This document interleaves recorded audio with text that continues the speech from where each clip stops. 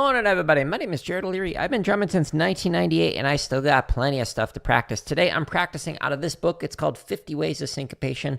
It's by Dom Moyo, and inside of it, it's got 50 different ways that you can do limb independence patterns on the drum kit using the solos in Ted Reed's book, Syncopation, or the 20 charts inside of Dom's book, or the 55 charts that are on my YouTube channel's home tab. Speaking of, in this playlist right here, the Q&A while I practice drums, live streams playlist, there's over 500 live streams of me practicing drums. Think of this like office hours. I'm here to practice something I'm not good at yet, and people ask me questions about how to get better as a performer or as an educator.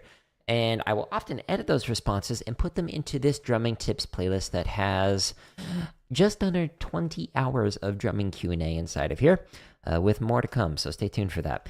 The title is the first thing that I talk about, like how to improve drumming endurance. And then if it says, and other drumming tips or and other teaching tips, that means there are more topics inside of here than just the title. So if the title doesn't interest you, then one of the other topics might. If it does not say that at the end, like this one, so you're thinking of getting a doctorate in music, that entire just under 15 minutes is just me answering somebody's question about whether or not it's worth it to get a doctorate in music. And for context, I have a PhD in music education, so I have a doctorate in music. So I have some qualifications to talk about that. But there's over 100 videos in here on a range of topics related to the mental side of performing and teaching, or the physical side of like, what do I do mechanically to play a flam or buzzes or whatever. So check it out if you're interested in it. Now, because I'm not good at limb independence yet, I'm going to have Shia LaBeouf here help motivate me. So Shia is going to help me to get better at the drums by motivating me. Let me put on my headphones though, so I can hear Shia. Don't be Shia. Shia. Here we go. Let's get motivated with Shia LaBeouf. Do it! Just do it! Don't let your dreams be dreams. Yesterday, you said tomorrow, so just do it. Make your dreams come true. Just do it. Some people dream success, or you're going to wake up and work hard at it. Nothing is impossible. You should get to the point where anyone else would quit, and you're not going to stop there. No, what are you waiting for? Do it. Just do it. Yes, you can.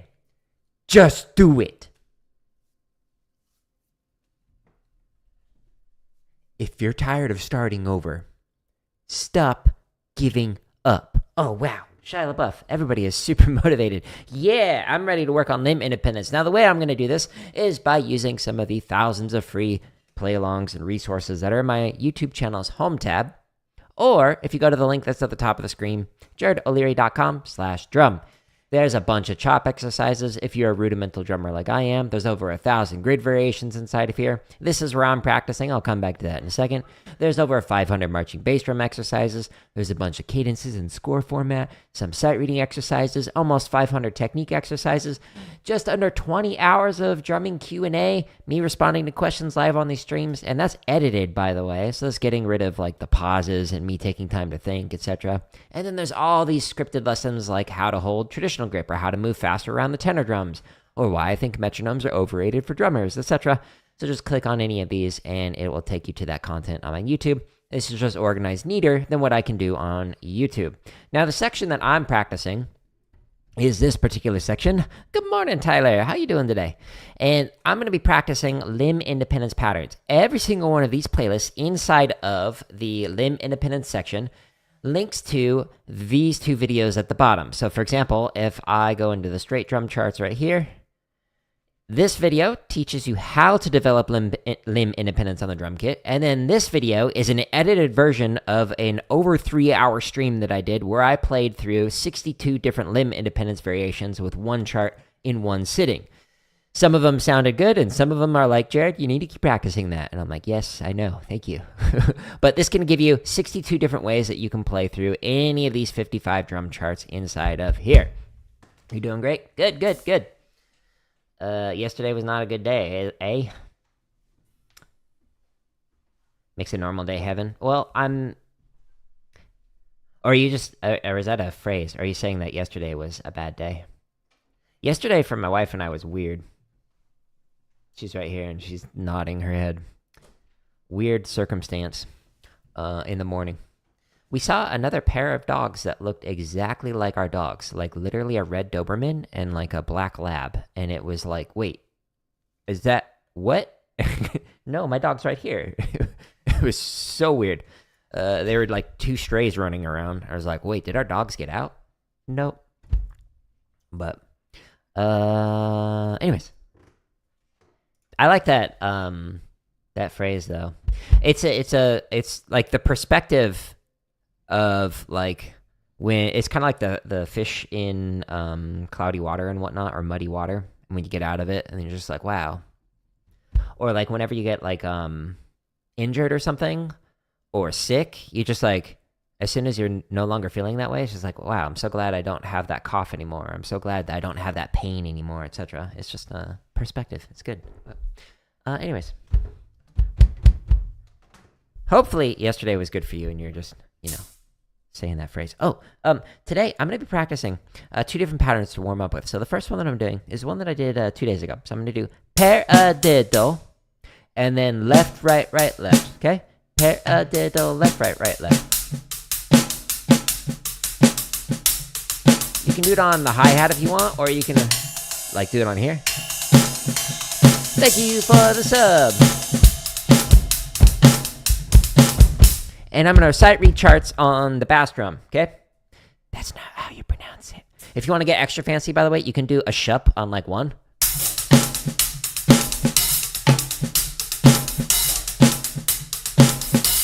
Yesterday sucked? Oh no, I'm sorry to hear that. That's no fun. Yeah, it's life. It's just constantly up and down. But I'm glad today's a normal day, so it hopefully feels better. But one of the phrases that I really like from Buddhism in particular is this too shall pass, which is kind of double-sided. It's like the bad stuff, it'll pass. But also the good stuff, it'll pass. It's just that constant, nothing is permanent. Everything is impermanent, constantly changing, in flux, etc. Anyways, so that pattern that I just played, paradiddle, I'm going to switch from that into 1 and 2 and 3 and 4 and. So the hi-hat is going to be on the offbeat. The right hand is just going to play quarter notes on the ride. And then the snare drum is going to be playing 2 and 4. Okay? And then I'm going to go back into this pattern for 4 bars. And then this pattern while I read through charts on the foot. Okay? And you're like, well, what charts are you going to do? Well, these charts are found on my home tab or the link that's up there, whatever you want. But if you scroll down, there's thousands of free exercises and hundreds of drumming tips. You have to click on the header for each of these to actually show you all of the playlists, because YouTube won't show all of them. Because it's like, no, you have too much content, Jared. And I'm like, you can't stop me. You can't fire me, I quit. Okay, so I'm going to play this at 125. It's going to be a few clicks faster than it was the other day. And the other day I was working up this backwards. So I'm just going to start with drumming charts 1 through 5. And inside of the timestamps of the description, you can jump to any BPM you want for any of these thousands of free play-alongs. 720? What kind of shenanigans is that? Should be 1080. I don't know why it's doing that. You having a good day today? Good. You ready for competition weekend? Show day! We used to have a tenor tech on show day who would just like, anytime you'd see him, he'd be like, show day! He just had so much enthusiasm. This was when I was marching with the academy. It was great. He made it fun. Time to re-upload. What you gonna re-upload? All the music? Stay. Okay, so we're gonna play through this. Let me turn up the volume so I can actually hear this more. 1, 2, and here we go. And okay, so this is a pattern I'm gonna play for 4 bars. And then I'm gonna switch to this while I read through the charts with my feet. 2, 1, 2, ready, and.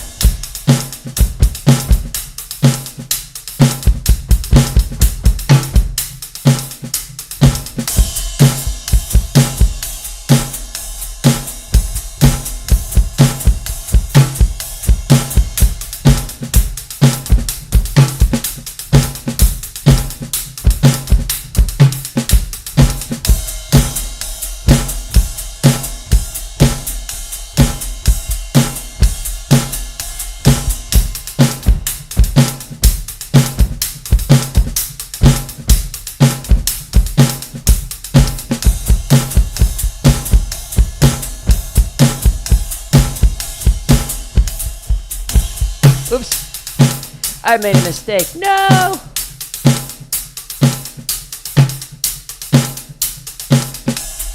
Oh, you're gonna make some changes to the show? Nice, nice, nice. Is that based off like the judges' feedback or like audience feedback? This pattern is also... No! I forgot to play the bass drum. Kind of important. You can play it on the ride.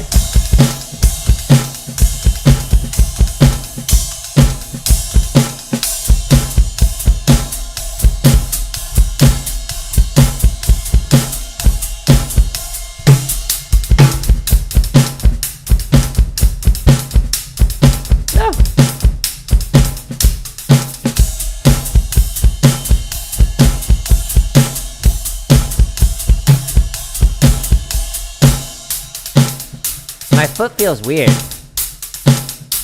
Just go hard over a funk track. They're fun, right? I was trying to find like two patterns that were like complementary, but also like not similar enough that it would be like a challenge. Because if it's like too much of the same thing, it doesn't challenge my brain. But this one, in particular, of the two, is weird because of that upbeat hi-hat. Hello to you.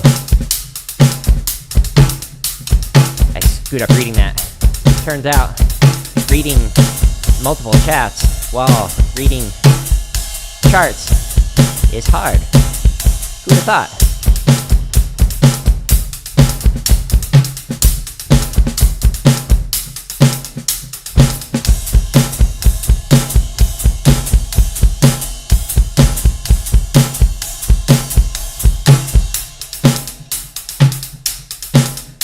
Goal is to change as little as possible, actually. Yeah, no, I hear ya. It's so, like, the design portion is so critical to, like, get it right the first time, so that way you're not, like, confusing the members. Whoops, read that wrong.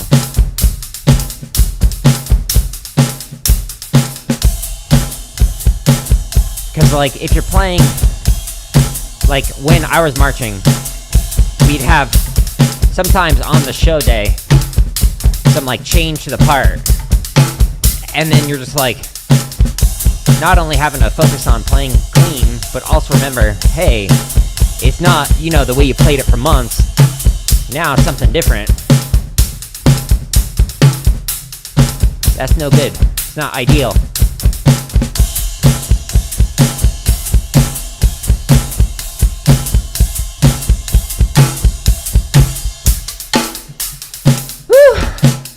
By the way, on this like top line, you can improvise if you want,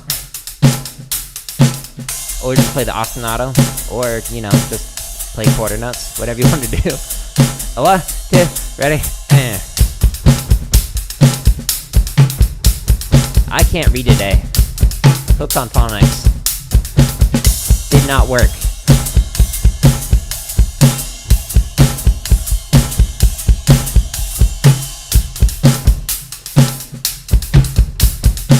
Although, that reminds me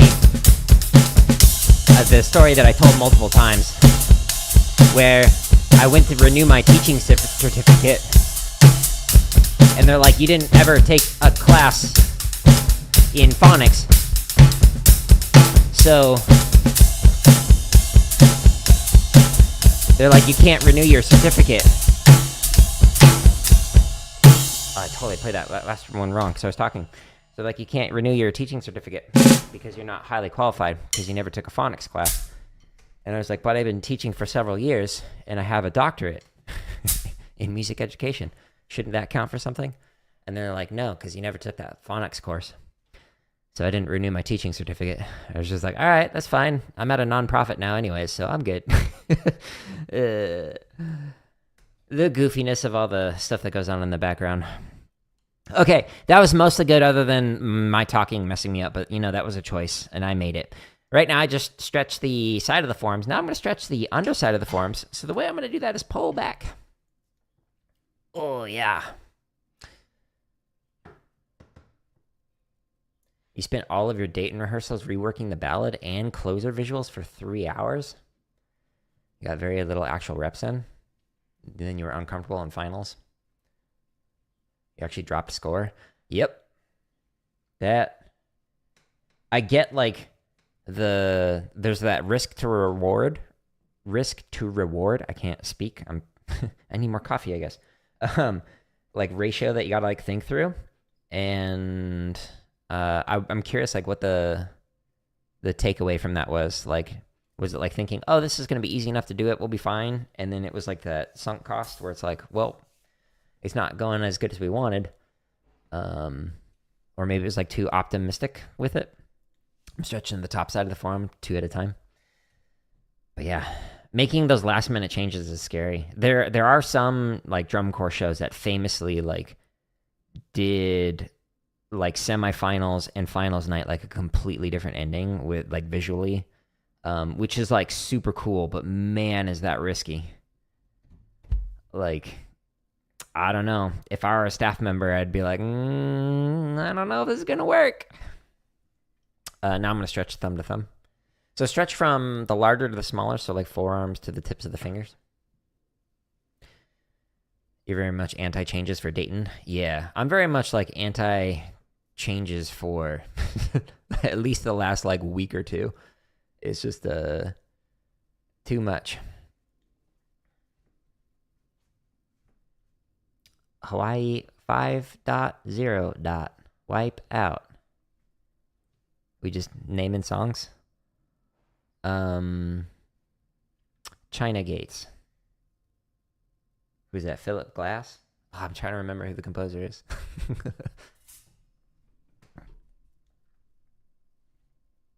Ooh, this feels good. Do do do do do.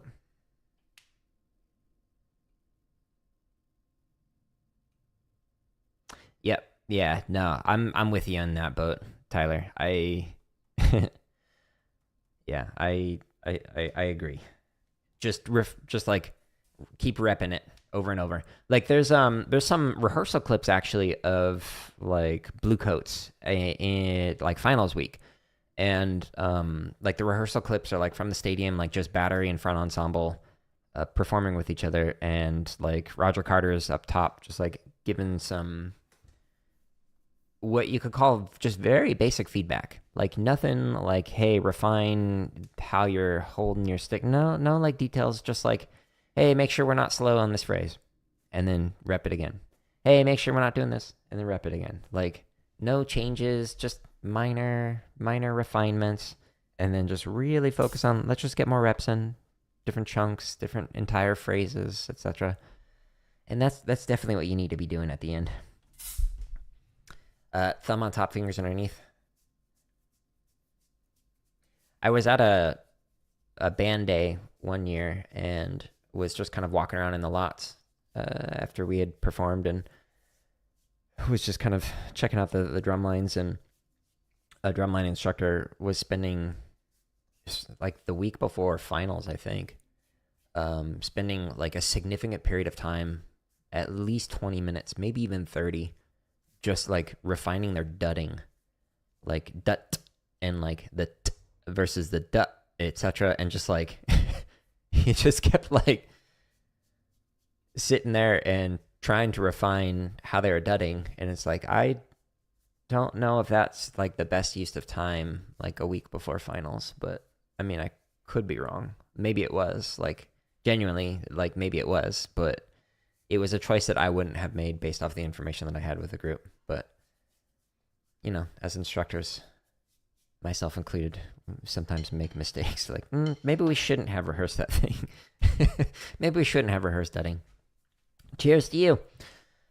Now I'm massaging. I'm doing thumb massaging and then fingers massaging the backside. And then the last one that I'm going to do is base the tip of each one of the fingers, just kind of working my way. And then I will play through that set of patterns again, those two different limb independent stuff.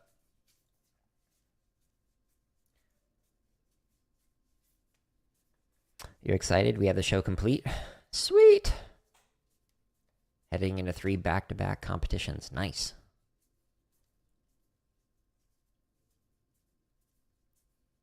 That's great. That's great. Yeah. The more time to be able to sit with something, the more comfortable it's going to feel, the more natural it's going to look, the more confident the members are going to be. Because like the thing with the thing with like whenever you're performing, generally speaking, whatever you have practice, your performance, once like the nerves get going and you're in front of like thousands of people or tens of thousands of people or like whatever the size of your performance venue is, odds are, on average, most of the students I work with, the performance drops. So whatever you're like maximum, this is the best we've ever done, very rarely, collectively speaking, is the group going to outperform, because there's like the nerves involved with it. So like when students get too excited, like too much energy and too amped up, they're just going to not be thinking as clearly as they would when they're relaxed. So like to be able to just sit there and just keep rehearsing stuff like in leading up to the final performance, just know that like whatever the finals is, it's likely going to not be as consistent as when you're like super relaxed. So the more you can just like drill it and just like get comfortable with it, especially towards the end of the season, the better. Less changes is better, in my humble opinion.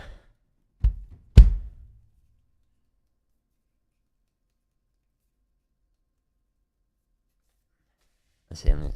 My like mic stand is like perfectly blocking the chat. Sent an email to the entire IT department with their issue. ChatGPT output on how to fix it. That's funny. I was responding to an email the other day, and when I clicked reply, it like auto generated an AI response to it. And so I included it at the bottom of my email in like a different color and like pointed it out to the person I was emailing, just to be like, look, here's my actual response. Here's how bad this AI response was. It was not it. Not even close. It was quite hilarious though. Like the failed attempt at like trying to figure out like what would have Jared said. Not that. Okay, now the patterns that I'm working on, by the way, I'm going to do the same one that I just did. I'm going to do it at the same speed, so 125, but I'm going to do a different set of 5 charts. But these patterns I have written down from here, but they're from Don Moyle's book. So if you didn't see the very beginning of the stream, it's 50 Ways of Syncopation. So I'm playing through 2 different patterns, just alternating between them every 4 bars. So the pattern that I'm playing through is, where is it at?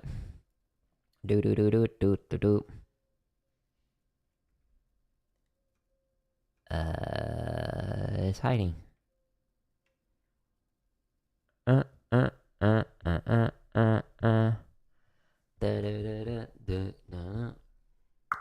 Copyright violation. Where'd you go? That one. Pattern number 48.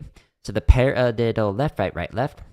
And then the one of the rock patterns that are in here. So there's actually a few different rock patterns that you can play through, where you're doing the quarter note on the bell or the upbeat on the bell, and the hi-hat's actually on the downbeat. So there's many different ways to do it. But that doesn't make sense. So let me just actually demonstrate it. So I'm going to do this one more time. So paradiddle left, right, right, left. Emphasize 2 and 4. And gonna read the charts on the foot, and then I'm gonna every 4 bars switch to 1 and 2 and 3 and 4 and 1 and 2 and 3 and 4. And so again, the hi-hat foot is on the offbeat, on the 8th note offbeat. Snare on 2 and 4, and again still continuing to read it in the foot. Okie dokie. Or once an email ends up. Let me, yeah. So I have some professor friends who like are teaching at different universities who have expressed that same thing, where they see the prompt of like, what did you think of my response for like a 5-paragraph essay on like whatever. Teacher friends as well, like a social studies teacher I was talking to a couple months ago who was talking about that, how they get so much AI related stuff that they're back to like pencil and paper, like tests and whatnot. And I was like, well, what about if you didn't do tests, but instead you did projects that were individually like meaningful to the students that they worked on? And they actually got to like pick a topic that was of interest within a domain, and then they could like make something that they actually cared about, as opposed to all regurgitating the same facts and information. And then they're like, what do you know? You're not an educator. And I was like, hi. Here's my CV. It made me laugh. And then after they realized, oh, you actually do know what you're talking about, then they kind of changed their tune quite a bit. It made me laugh. Whoa. Come on, drum chart, or drum trigger. All right, here we go. Next set of charts, so I can practice that reading.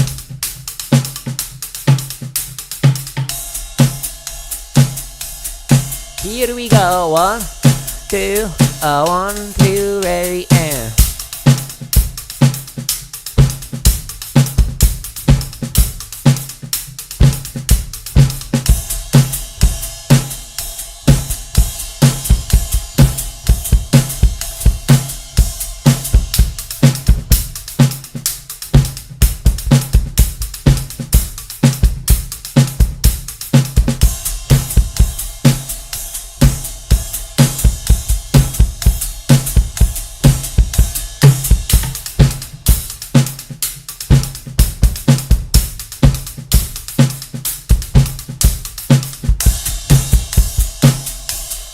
Extra notes.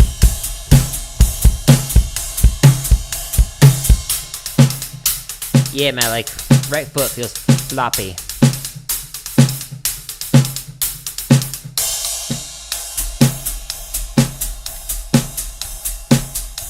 Oh, that's a good idea. Yeah, changing the presentations.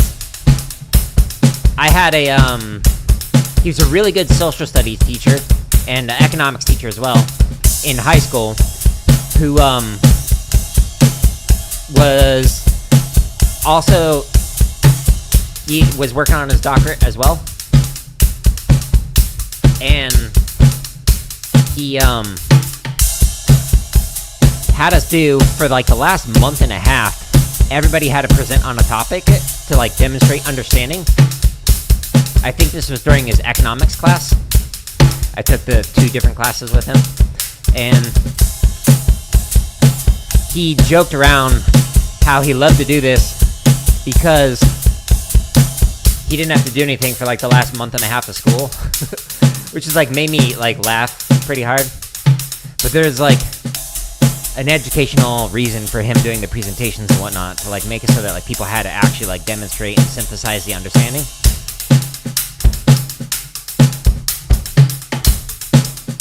But it makes it so you don't really have to do too much on the teaching and prep side of things.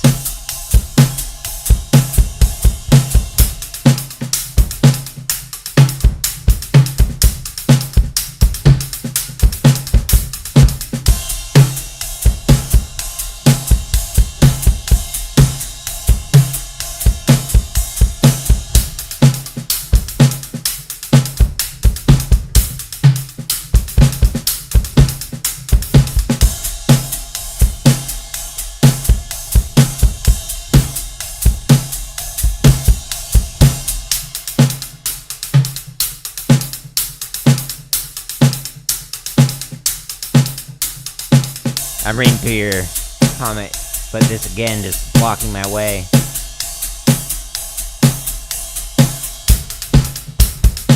This stand, I need to fix that for next time so it doesn't do that.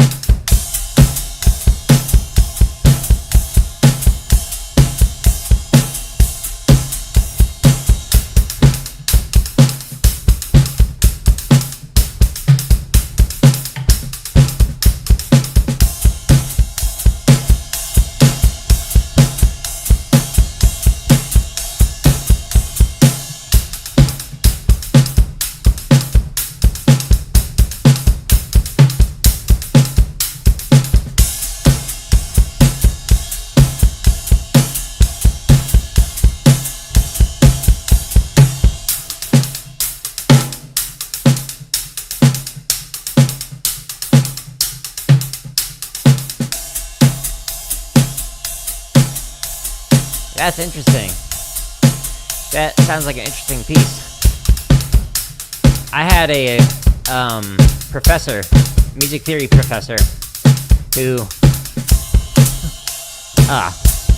no. Talking messed me up. Who could sight read parts on piano and do a Schenkerian analysis, which is a type of like music theory analysis, in addition to like the chord progressions and like calling out, but do a Schenkerian analysis while sight reading, and it was crazy. Oh no, I screwed up. Talking just messed me up. So like a Schenkerian analysis, if anyone's not familiar with it, it's analyzing the tensions and the release in the music.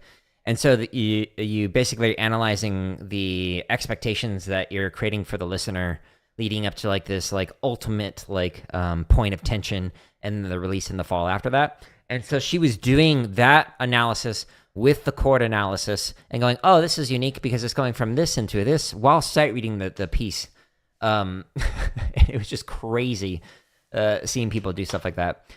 It is really interesting, like how talking and performing or rapping and performing drums is like becoming more like prominent, like with people like Anderson .Paak, etc., who are like able to perform at high levels while speaking or rapping. Like it's just crazy what some people are doing. It's always impressed me.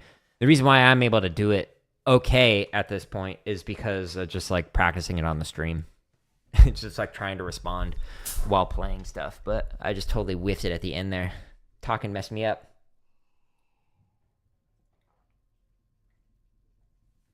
You love when the students get blown away while doing it? Yeah, playing grid is a hard one.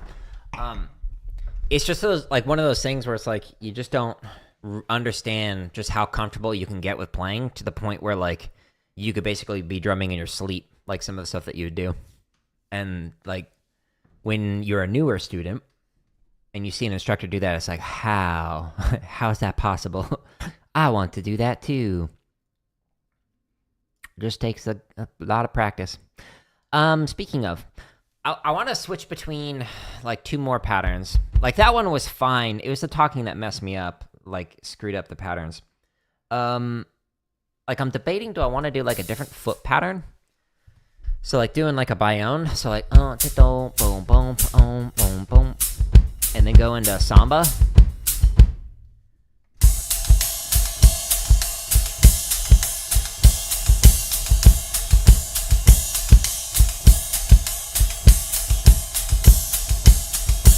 Let's try that. So this is actually like two different patterns. So like one is pattern number 37 from Dom's book. And then another is just like playing the patterns while playing like a samba. So like this pattern 11 is like unison. So you just boom, boom, boom, and you read. But instead of playing it unison, I'm gonna keep the ride also still going. 1, 2, and 3, 4, and 1, 2, and 3, 4, and 1, 2, and 3, 4, and 1, 2, and 3, 4, and. While I switch in and out of this Baião pattern and this samba pattern. And I'm going to read through the charts on the foot. I don't know if this is going to sound good. This might be too similar that it's going to mess with me. We'll find out. Stay tuned. Today's episode of Jared Plays Things They're Not Good At Yet. Let's see. So we just did 6 through 10. I'm going to play this faster. Boop. So now I'm going to do 11 through 15 for the charts. And I'm going to play it at, I don't know, 170, maybe? I say with hesitation in my voice.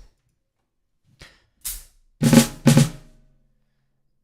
ever just think about how crazy it is if someone can perform an entire production without having to think? By finals, you have it down so well. In rehearsal, it's just another thing that you can do. Yeah, the brain truly is fascinating. It's one of the reasons why, like, I wanted to like study it since my undergrad, actually. It's just so interesting how we learn. But the fact that you can just like go on complete autopilot and whatnot, which again is the scary part about making changes with like last minute changes for show music and whatnot. Because if you're on that autopilot, uh-oh. you'll forget what you were supposed to change that you worked on 3 hours prior. But yeah, it's super cool. Human brains are neat and scary. Okay, so this is the first foot pattern. This is the second. We'll see if I remember to switch.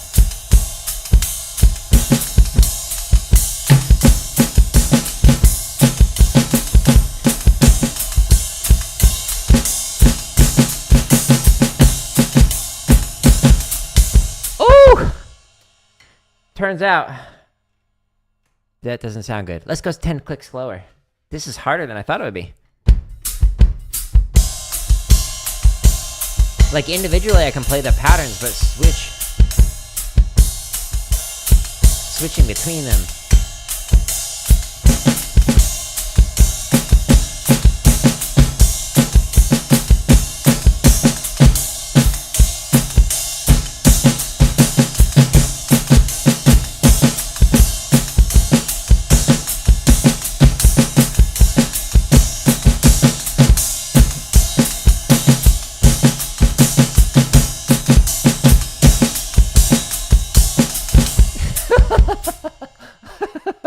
It's so bad.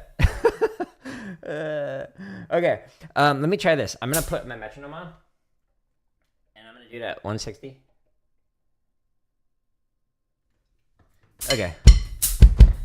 Okay, so I'm just gonna keep looping until it like starts to feel comfortable switching between them. This one's hard. Like, these two patterns like are super comfortable, like or the Baião. When I play that, I usually do it like in the 200s, and it feels great. But switching between the two is just like totally messing with my brain. I like it. It tickles it in a good way. Okay, let's see if I can do this.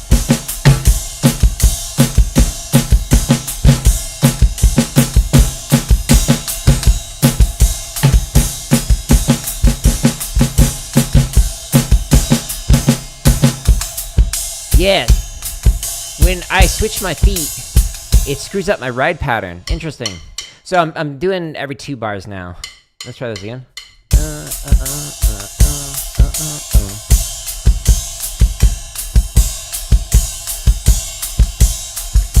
funny how that works, isn't it? Yeah, I like it. Here we go.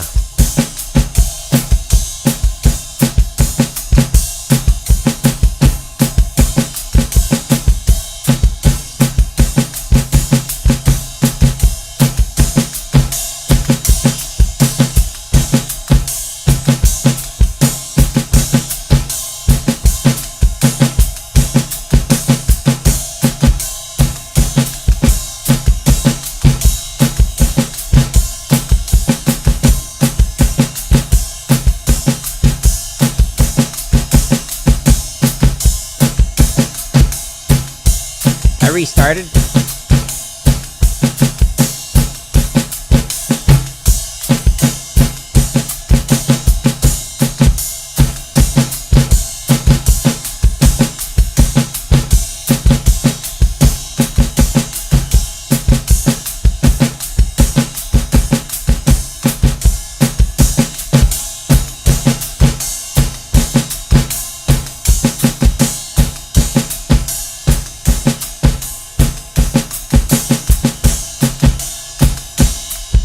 Cool. Okay, so what I did, in case you weren't able to follow along with it, is instead of playing 1 bar for each one of the patterns for the feet, I did 2 bars samba, and then 2 bars Baião, 2 bars samba, and then I just repeated right back up, so that way I'd play the same lines, but with a different foot pattern.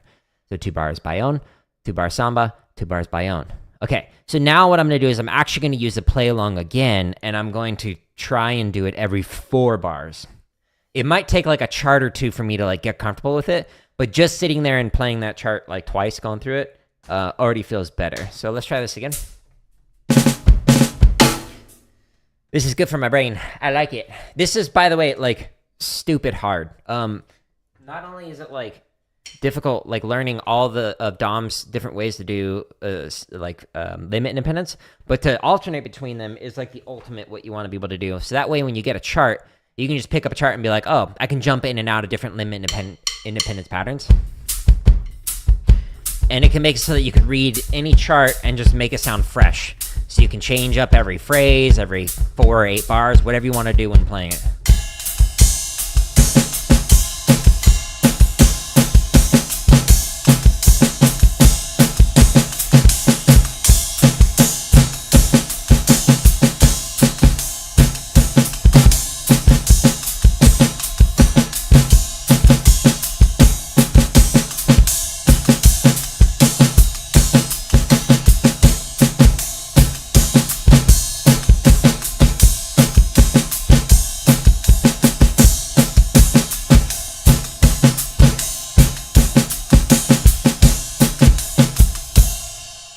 Okay, if you were to like rewind back like 5 minutes and listen to the way it sounded when first doing it, it sounded terrible. And then just sitting there and like just trying a different way of approaching it, making it slightly easier, and just spending a couple minutes of time on it, all of a sudden just made it so that it was like significantly better going through this. The problem that I see some of the students that I used to work with when I was teaching privately and publicly, is they would like get to that point where it's like not going good, and then be like, oh, I just can't do that. Like, I'm not good enough. I'm not able to do it. And it's like, no, like if you just literally just sit there, just train your brain to sit with it and get comfortable with it for just a couple of minutes, or sometimes maybe a couple of days, and then it's going to get easier. So when you reach that wall where it's like, this is not working, maybe try slowing it down. Maybe try making it so that instead of you're changing every 4 bars, you're changing every 8 bars, or you just sit with one pattern for a while and then try out the other one, and then slowly make it so that you're transitioning in and out of the different limb independence patterns to make it a little bit easier. Like if you can do that,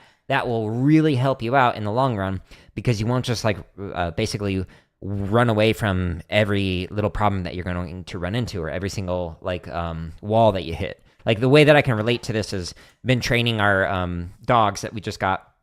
And our Doberman in particular is like really reactive to like other people and like small animals, etc. Like he just barks and just is like, woof, woof, woof, I'm the big tough dog.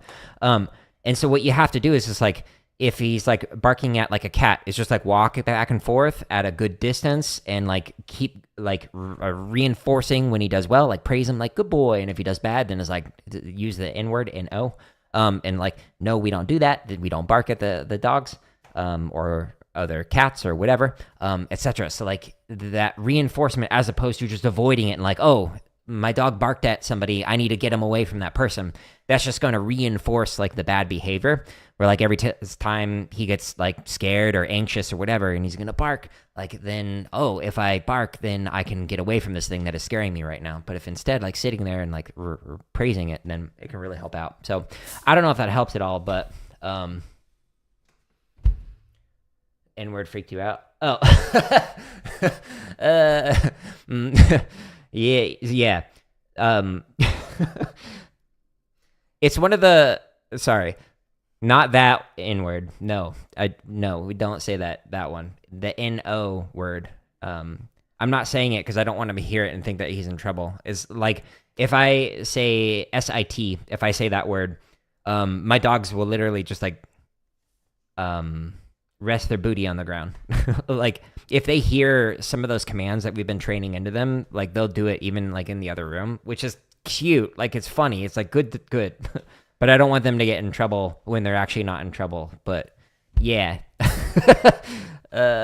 Just to clarify, not the other. Nope.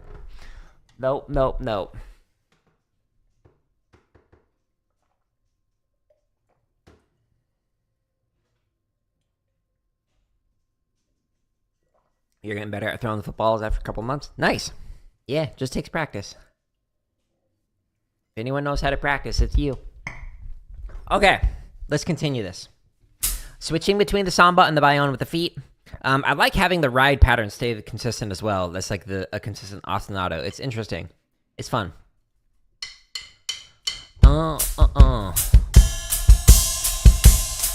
Here's the Baião. 1, 2, 1, 2, ready, and.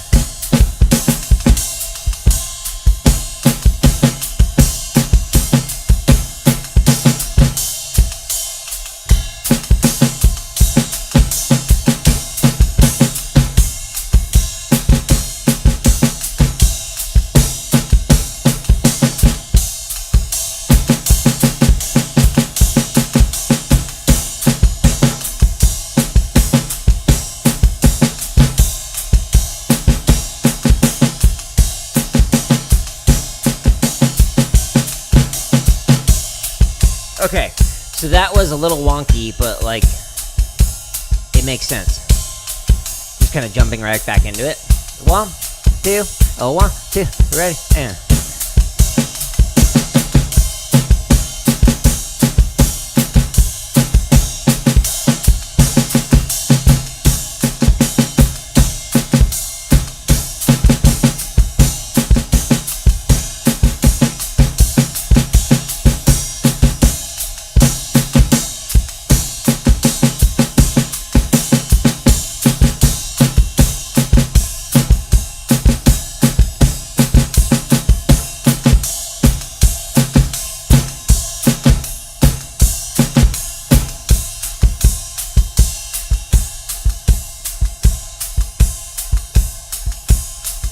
Your dogs learned how to spell food and dinner? That's funny.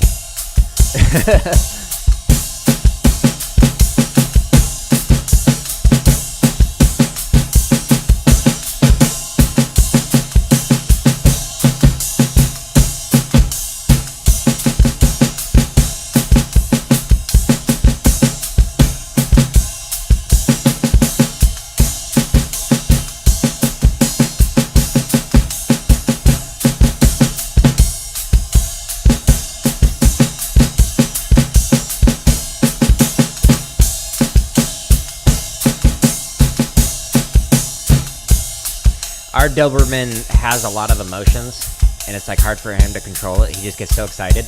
When I say mom's home, like when my wife gets home, he just like barks and just like runs to the door. It's kind of cute.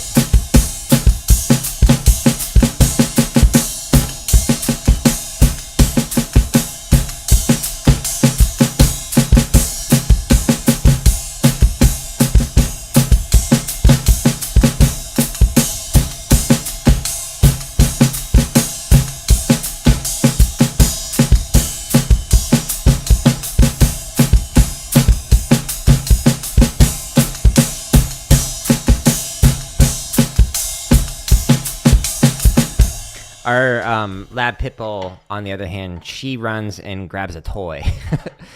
So it's just funny to see how they react differently. One of them barks and runs to the door, and the other like runs and gets a toy and is like, yay!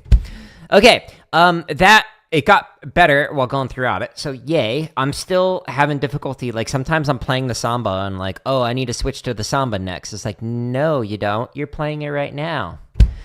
Let's try it a little bit faster, actually, because this feels really slow for a samba and for the Baião pattern. So we're going to try it at 170, and this is a different set of charts, and I'm just going to keep working through this. Again, just sitting through something I'm not comfortable with yet. Your dog knows the difference between right and left? That's cool. Do you train him while walking? Like what direction you're going? Like do you say like right if you're going to make a right-hand turn, or left if you're going to make a left-hand turn? That's neat. Yeah, depending on the breed and like obviously the dog, some dogs apparently can have like the intellectual capabilities of like late elementary school, and like the vocabulary of like a late elementary school student. It's super cool. We have a friend's that we actually went to an Airbnb with a couple weeks ago, and just kind of like all their dogs just kind of hung out and we just like chilled. But their dog is trained with like different buttons that'll like say what the dog needs. Like I want food, or I want cuddles, or I want like to go to the bathroom, etc. It's super cool. I wish I had learned all the stuff that I know now for like childhood dogs. Like they could have been trained so good. 1, 2, ready, and.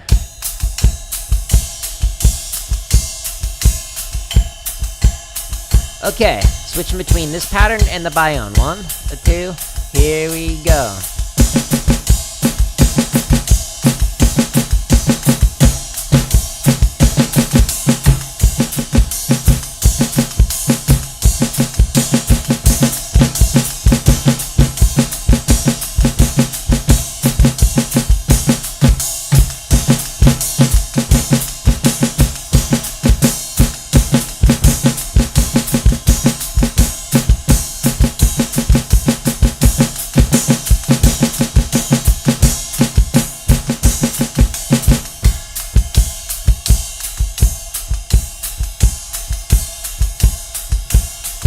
You got him to hit one of your hands with his nose? Oh, that's cute.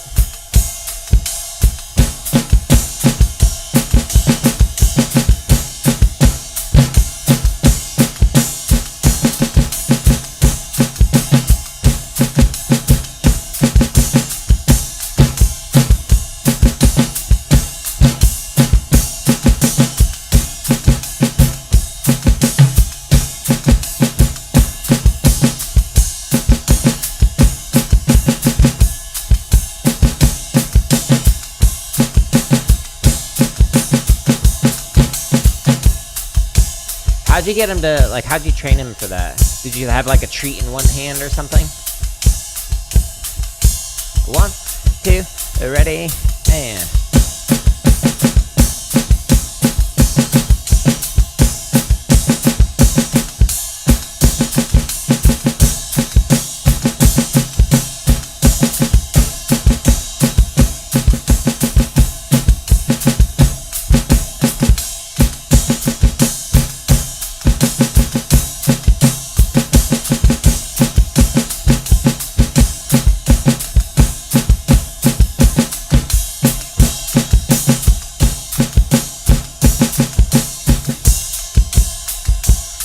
Okay, not bad. Mostly comfortable. Nice moves. 1, 2, here we go.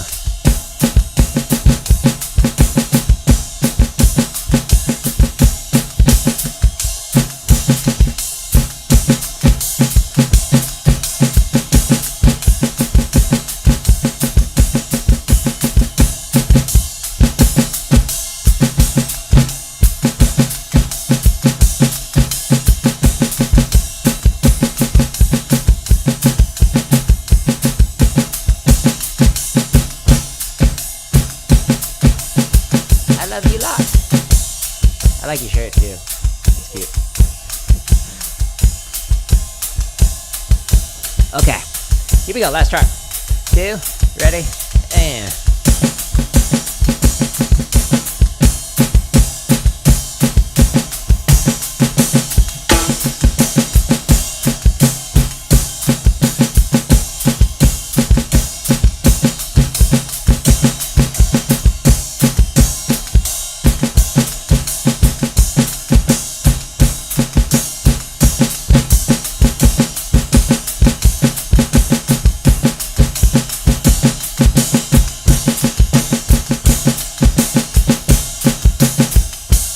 Okay, so most of those mistakes were reading errors.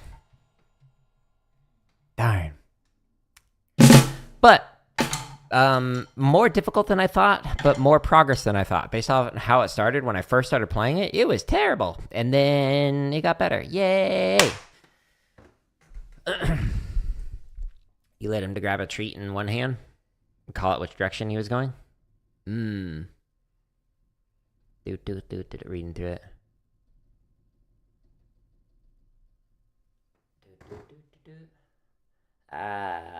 Interesting. Okay, so you just did one hand, and then you would eventually do the other one as well. You're able to hold it in the wrong hand, but you touched the one that was the correct one. That's so cool. Yeah, I should teach that to our dogs. Try and do like a balance of like different things to engage them mentally, like whether it's just like go for a walk or like play, so like fetch, or like training, like learning new commands, new words and whatnot. But that's a fun one. I might try that. Right now we've been working on recall. So just like when I say COME, or if I say INSIDE, again, I'm trying to not make them like feel like they're being told to do something, because they can hear me. If I use one of those words, like to have them do the recall and whatnot, like that's a really important one that I've been focusing on lately. So that'd be a good one though, like a fun one to teach after we get the important, like, hey, you need to be able to recall, because if we need to go somewhere and you're just running around, etc. Dog reveal on stream. They're actually on stream yesterday. They came in a couple of times in the Fest stream. Let me see if I can find where they did it. They just kept coming up for pets. Yeah, so like here. Do. Okay, so there's... Well, of course I paused it right when it's covered up. So there's Sophie. She's our lab pit bull mix. And then there's Howl from like Howl's Moving Castle. Howl and Sophie. He's the Doberman. They call him a red Doberman, but he like looks like clay colored. But they're adorable. She's pushing my chair.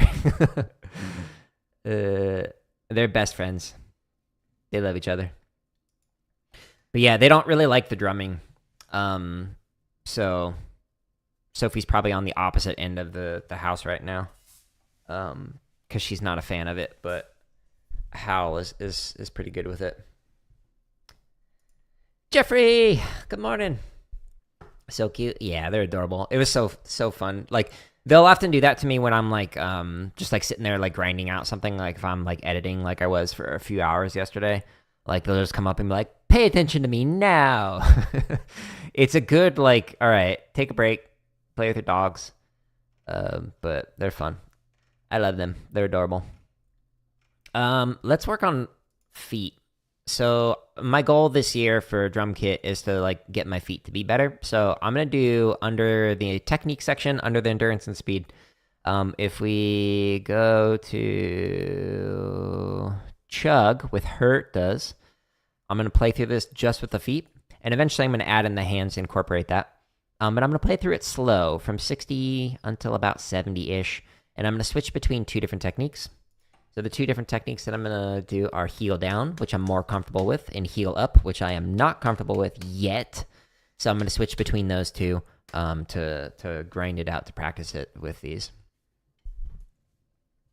Your mom used to run a dog training business? Oh, that's awesome. Your dog was a demo dog for service dogs? That is cool. Yeah, my like childhood dogs were like untrained. Like, sit was like the best that they could do at, and that was rare. Like, my parents never took any training courses, etc. But then when I had 4 dogs, because I was in a relationship with a previous significant other who, she was a bit of a hoarder with like stuff like animals. So when that relationship ended, like, I kept all 4 of the dogs, and I was like, okay, I need to like be able to like control 4 dogs simultaneously of like walking them, etc. So like took the like PetSmart or Petco classes, I forget which one it was, but like went through the beginner, the intermediate, and advanced course with like one of them, and then was like, okay, I don't need to repeat this with every one of them because I can just do that training at home. So like learning that, but like right now the stuff that I'm learning is a lot about like how to help reactive dogs, because our Doberman in particular is just more reactive than any of the other 5 that I've had by myself, or rather since like not living with my parents many years ago. But yeah, I like learning about the dog training stuff. It's fun. One of the dog trainers that I follow on YouTube, it's cool seeing like his dog and how well behaved it is, and like non-reactive to other dogs that are learning how to train. Oops. It's inspiring.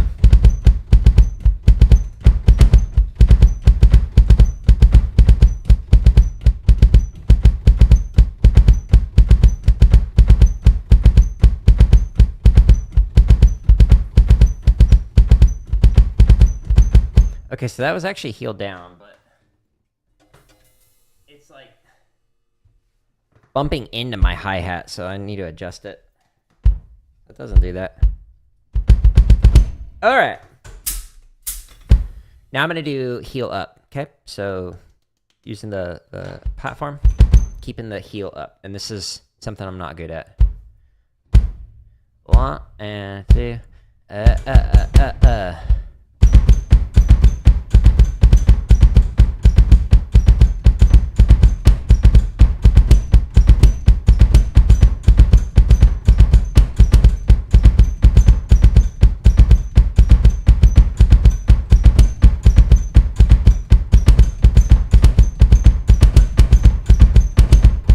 Heel down. My left pedal is squeaky, apparently. I need to, like, WD-40 it.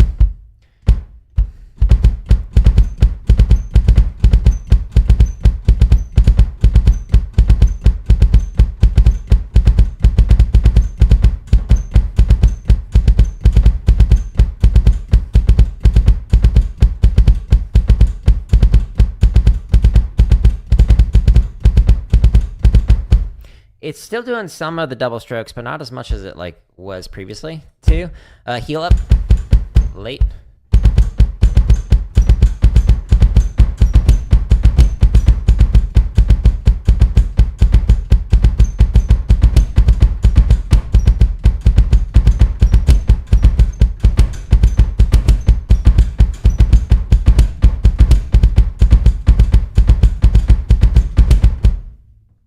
And 2, and 1, and 2, and at the end, heel down.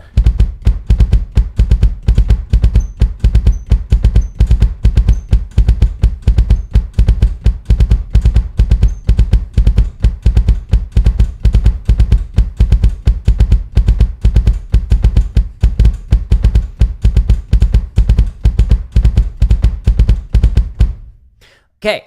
Now I'm going to do another 5, and I'm going to start with heel up. Okay, so just alternating back and forth. This feels already so much better than it did like a week ago. 1 and 2, and ready, and heel up.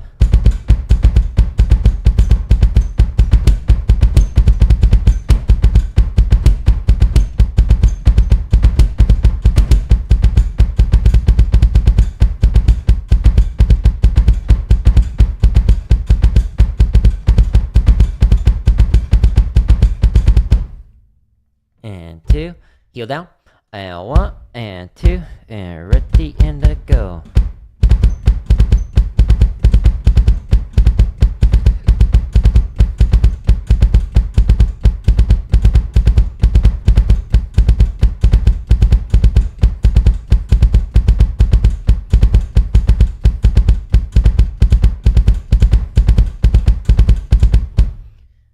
Heel up, and 1, and 2, and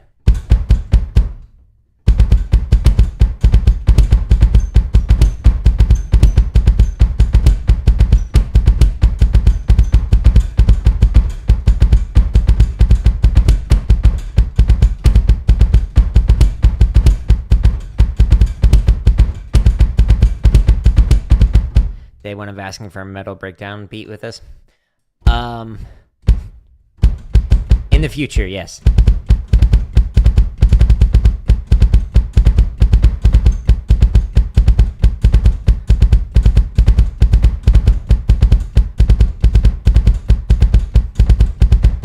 Like a year from now.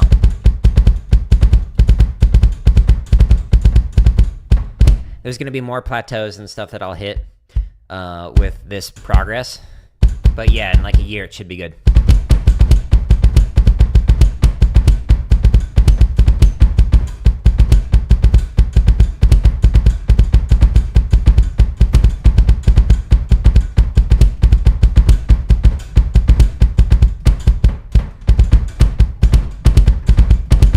I'll play like Bleed or something.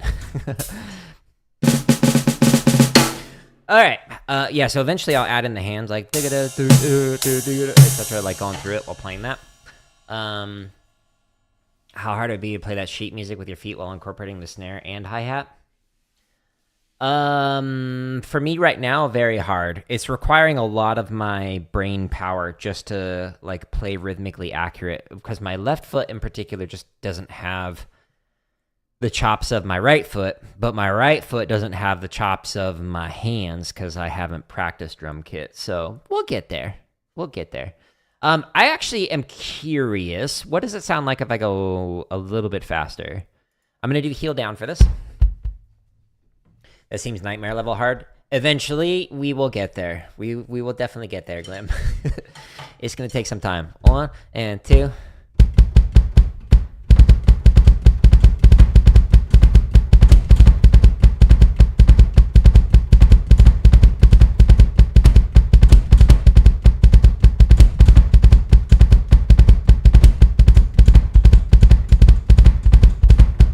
Yeah, so a little bit slurred out on the left hand or left foot, hertas. So like here, left, left, left, left. But otherwise, honestly, it felt better than I thought it would. Let's try it at 90. I want to see what happens with my legs when I'm playing these foot patterns and like basically chop out. So like get to the breaking point. Drum set's always fascinating to you. How difficult it is. It's so hard. Perfect. I have had so many people who are like, all you do is just like hit a beat. It's like super easy. And then it's hilarious when they actually sit down on the kit and they just like, just like have an unhealthy bowel movement all over the drums, rhythmically speaking. Oh, it's super easy, right? Yeah. Might go as far as to say that it would be the most difficult percussion instrument for you to truly pick up, despite having a percussion history. I'm trying to think what that would be for me. Probably timpani and like mallets, because I don't listen to pitch. I hear the overtones and like the whole timbre texture that is being like output on the different instruments more so than I hear like the root pitch. So like for me, it is so hard to like tune stuff. So like when I used to teach band and general music and like teach kids how to sing, like it was so hard for me to do that. I had to invest so many hours outside of rehearsal, just like being able to play it, but rhythmically, like I could do it. So for me, it might be like timpani or mallets. Like the playing it was the easy part, but like the hearing it melodically and harmonically was the hard part for me. But like that's the cool thing about like percussion and like just learning in general is like everybody's going to be different with it. But yeah, it's so like it requires so much different brain power to play like the 4-way and 5-way independence and whatnot. But it's fun. You got your stepbrother in the drums. He eventually settled on the timpani. Nice.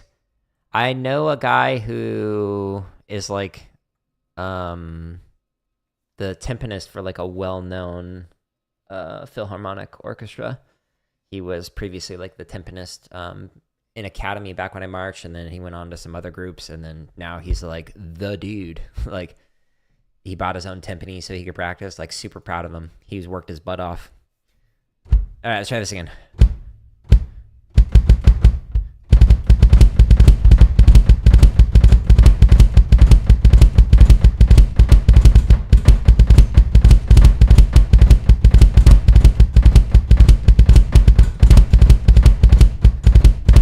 Ugh, not good yet, but we'll get there. We'll get there. Cool. That was interesting. It felt out of control, which makes sense because that was 20 clicks faster than I was previously playing it at. But he called them the cartoon drum at first. They were used for the sound effects in old cartoons. That's funny. Yeah, the boing effect. Yeah, that are like rototoms. So there were some rototoms where it's like a foot pedal, but then there are other rototoms where it, like you spin it and it changes the pitch, so you can like make it higher, make it lower as you're spinning it. But we had one at ASU that was like a timpani, where it's like a foot pedal rototom. But yeah, timpani is used so much and in different contexts, like cartoons, like you're saying, and like film scoring, etc. It's a cool instrument. It's fun to play, but like pitch wise, I'm so bad at it. Like I just can't hear the pitches. Like I can hear rhythms, but to each their own. You love rototoms? They're fun, right? Old cartoons were very musical. Yeah, agreed. I like listening to anime now. Like a lot of the anime, I'm like, okay, like I'm going through One Piece. I'm not even 100 episodes in yet, so not even like 10% of the way through it. But with One Piece, it's like the same like few different tunes recycled over and over. But back in the day, like the cartoons, it was like custom music for each one of them. So much so that like there's a lot of cool stuff I've seen percussion ensembles do. Like I think it was NAU they did during a Arizona PAS concert one year, where Northern Arizona University, their percussion ensemble, they did a live performance to a cartoon. They just basically put a cartoon on that was muted, and then the percussion ensemble made all the sound effects and all the music that accompanied the cartoon that was like being projected on a screen, which was super cool. But then I was a part of a group that actually did that same idea with a video game. So you couldn't actually predict what people were going to do.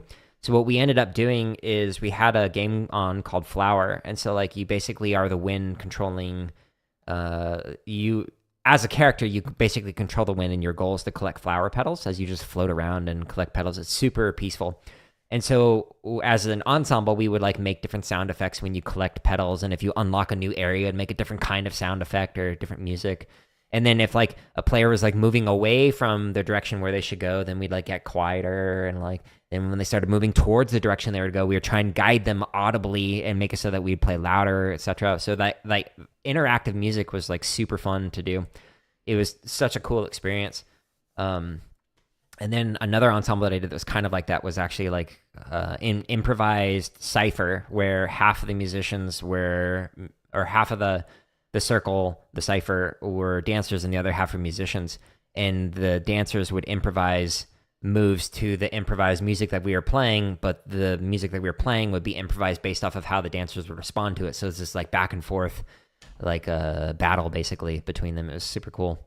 But if anyone's interested, if you actually go to like on my website, under the publications section, there's scroll down, where is it? This one. This was a long time ago. Oh, wow. 2016, man, I feel old. So this particular chapter right here, the sonic participatory cultures within, through, and around video games, has some really cool ways that people have like done music within, through, and around video games. If anyone's interested in that, this is like the preprint copy, so like don't cite it, but it like basically gives you the chapter, so you can like see what myself and the collaborator wrote back in the day for this one. In 2016, you were starting high school. Well, now you're making me feel extra old, Tyler. Thanks. Yeah, that was back when I was in full-on academic mode. So, like, if you, like, look at it, like, a lot of these publications did a ton of them and then just hit a hard wall where I just, like, stopped all publications and started saying no to stuff. So, like, 2016 to 2023, wrote a bunch of them. But if you look at the presentations as well, that one, it's even more evident. Like, if we scroll down to here, in like 2014, started doing a ton of presentations. Same with 2015, 16, and did a bunch. And then 2023, I was like, all right, I'm done. I'm tired of like traveling to go to conferences and present. But yeah, it's just too much being away from my wife. And then at that time, like our elderly dogs, I was like, no, I don't want one of them to die while I'm gone. And then unfortunately one of them did while I was on a work trip when I was in Mongolia. One of our dogs all of a sudden just got really sick and then ended up dying while I was gone. And that was a horrible experience. Still not over that, but I miss her. 2016 was supposed to be just yesterday. Glam, time flies so fast, man. It's just like, it's crazy.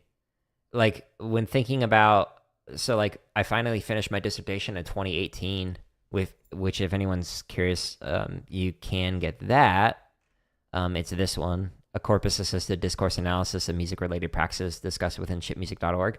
It's long, but like it's super nerdy. If you go to the direct link here, this is the actual full copy.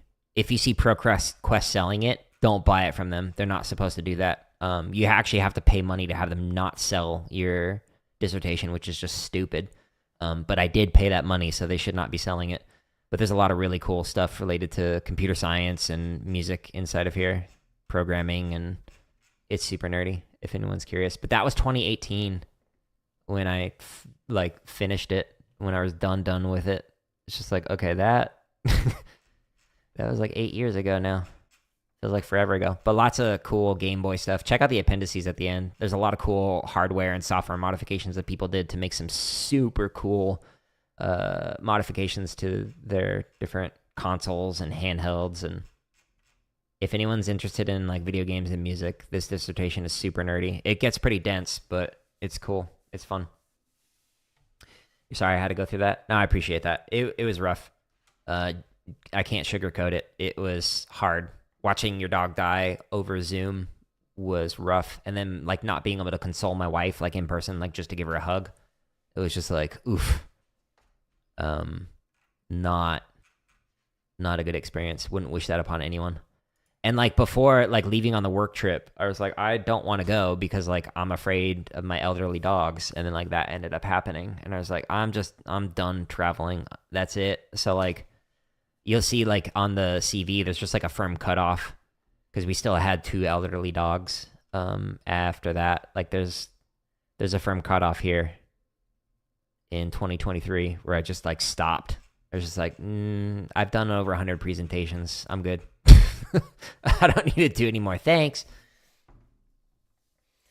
Okay, I'm rambling here. I'm going to get ready for Fez. I don't know if I'll beat it today, but I'll at least make some more progress on it. It's a super cool game that's like 2D, 3D. The creator called it 2.5D.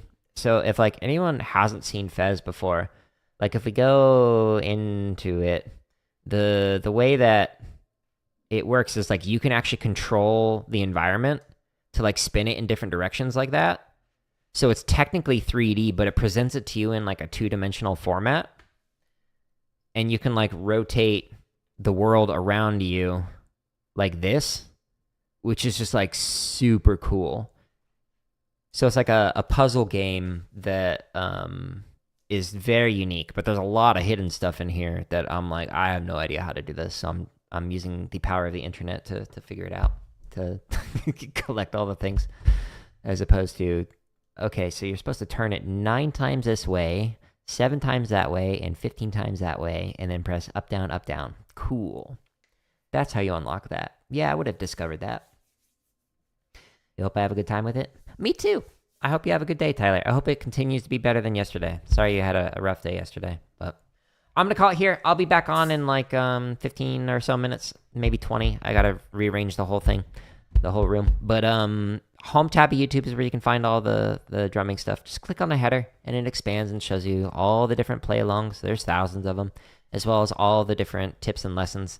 Like this one has 20 hours almost of drumming Q&A. This has a bunch of drumming lessons that are scripted stuff, etc. So if you enjoy it, share it with somebody else. If you don't enjoy it, share it with an enemy. Hope you have a good day. Goodbye.